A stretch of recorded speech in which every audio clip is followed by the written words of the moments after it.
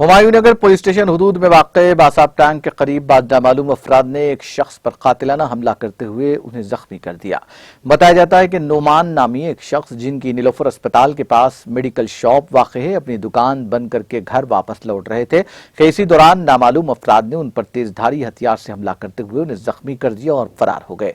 वाक़े की इत्तला के साथ ही हुमायूंनगर पुलिस ने मुकाम वारदात पहुंचकर जख्मी शख्स को बंजारा हिल्स केयर अस्पताल मुंतकिल कर दिया और एक मुकदमा दर्ज करते हुए तहक़ीक़ात का आगाज कर दिया।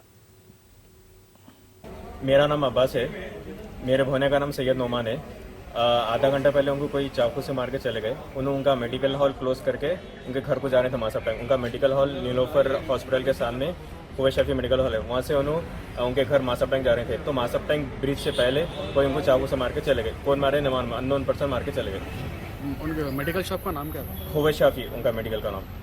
ये सब कुछ रीजन वगैरह? रीजन तो कुछ भी नहीं है, आज तक किसी भी दुश्मनी भी नहीं होगा, कुछ भी आज किसी भी दुश्मनी नहीं है। कौन मारे पता नहीं।